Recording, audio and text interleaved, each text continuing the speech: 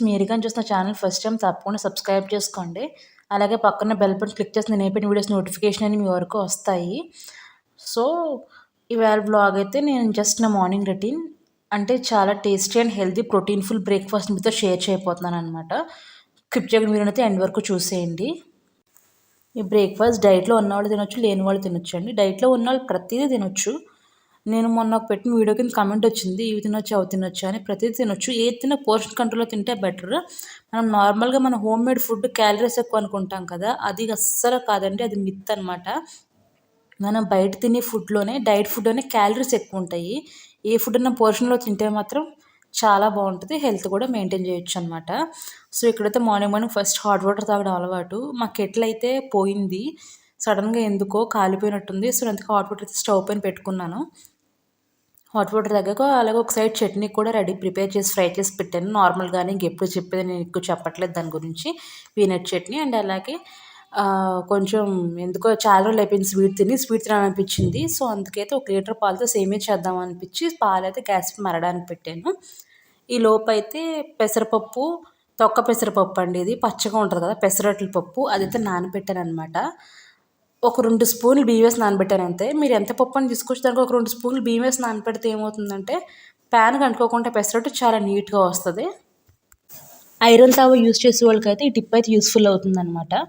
So దీంట్లో కొంచెం పచ్చిమిర్చి, అల్లం వేసుకోవచ్చు, అలా కొంచెం జీలకర్ర కూడా వేసుకుని మరీ పేస్ట్లా చేసుకోకూడదు. కొంచెం మనకి బరక తెలుస్తుంది ఆ టైంలో మిక్సీ ఆఫ్ చేసేసుకోవాలన్నమాట. ఆఫ్ చేసుకున్న తర్వాత దాంట్లో కొంచెం సాల్ట్ యాడ్ చేసి మిక్స్ చేస్తున్నాను. చాలా టేస్టీగా ఉంటుంది. మీరు చాలామంది టైం లేని వాళ్ళు కూడా 1 గంట ముందు నానబెట్టుకుంటే సరిపోద్దండి. పెసరట్ల పప్పు ఎక్కువసేపు నానాల్సిన అవసరం లేదు. నేను కూడా 1 గంట ముందే నానబెట్టాను. అండ్ అలాగే ప్యాన్లో నేనైతే ఇప్పుడు పెసరట్టు కాంబినేషన్ ఉప్మా చేస్తున్నాను అనమాట. గోధుమ నూక ఉప్మా. దానికి సింపుల్గా పోపు దినుసులు యాడ్ చేస్తున్నాను. మినపప్పు, శనగపప్పు, ఆవాలు, జీలకర్ర వేసి పచ్చిమిర్చి, ఎండుమిర్చి, కొంచెం కరివేపాకు కూడా వేసి అయితే ఇక్కడ ఫ్రై చేస్తున్నాను అనమాట. నేను పెసరట్టు కాంబినేషన్ ఉప్మాకి ఎప్పుడు ఆనియన్ యాడ్ చేయను అనమాట. ఎందుకో నాకు అది అడ్డు కింద ఉంటుంది. మా ఇంట్లో కూడా పెద్ద ఇష్టంగా తినరు. సో నేను జస్ట్గా ప్లెయిన్ ఉప్మానే చేస్తున్నాను. జస్ట్ ఫ్లేవర్డ్ ఉప్మాలా చేస్తున్నాను. దాంట్లో 1కి 3 వేసుకోవచ్చు, కొంతమంది 4 వాటర్ వేసుకుంటారు. నేనైతే 3 వేసి కొంచెం సాల్ట్ వేసి మరగనిస్తున్నాను అనమాట. ఇలా పాలైతే పొంగొచ్చినాయి, సిమ్లో పెట్టేసి దాంట్లోకి సరిపడా సేమియా వేసుకుంటున్నాను. ఎప్పుడు సేమియా కాసినా కూడా మనం పాలు ఎక్కువ సేమియా తక్కువ వేసుకోవాలి. అలాగైతే మనకి గట్టి పడిపోదు, కొంచెం పలుచగా ఉంటుంది. సేమియా ఎక్కువ వేస్తే కొంతసేపు గట్టి పడిపోద్ది అనమాట సేమియా అనేది. అది లోపు మనకి పక్కకి సేమియాలు కుక్ అవుతున్నాయి. ఇది లోపు అయితే నేను వాటర్ కూడా మరిగిపోయినాయి కాబట్టి ఒక చిన్న గ్లాసు రవ్వ తీసుకుని ఇలా కలుపుకుంటూ వేసుకుంటున్నాను, లేకపోతే ఉండలు కట్టేస్తుంది. సో కలుపుకుంటూ వేసుకోవాలి. అండ్ అలాగే మనం ఇది ఎక్కువ గట్టుకున్నప్పుడైతే స్టవ్ ఆఫ్ చేసుకోకూడదు. కొంచెం చూపిస్తున్నాను చూడండి, ఇలాగా మనకి జారుడుగా ఉన్నప్పుడు ఆఫ్ చేసుకుంటే కొంతసేపటికి గట్టిపడిపోద్ది ఉప్మా. ఇప్పుడైతే స్టవ్ ఆఫ్ చేసేస్తాను. ఇందులోపు సేమియా కూడా చక్కగా బాగా ఉడికింది. ఇలా సేమియా కూడా కొంచెం పాల్చుకున్నప్పుడు దించుకుంటే మనకి చల్లారకు కూడా సేమియా అలాగే జారుతూ ఉంటుంది అనమాట, లేకపోతే గట్టి రాయిలా అయిపోతుంది. సో దాంట్లోకి అయితే ఇప్పుడు నేను సరిపడా షుగర్ యాడ్ చేస్తున్నాను. స్టవ్ ఆఫ్ చేశాక షుగర్ యాడ్ చేసుకుని కలుపుకుంటే మనకు పాలు అనేవి కూడా నీట్గా చక్కగా ఉంటుంది. టెక్స్చర్ కూడా ఎలాంటిది పాడవదు అనమాట.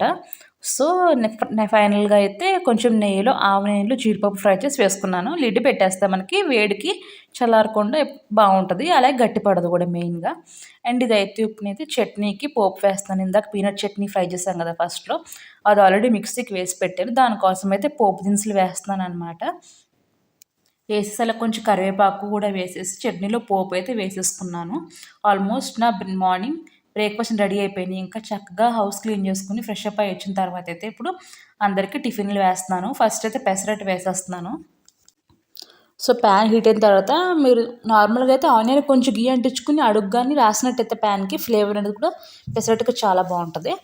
సో పెసరట్టు బాగా నీట్గా ఈక్వల్గా స్ప్రెడ్ చేసేసి అన్ని సైడ్లో బాగా కాలనివ్వాలి.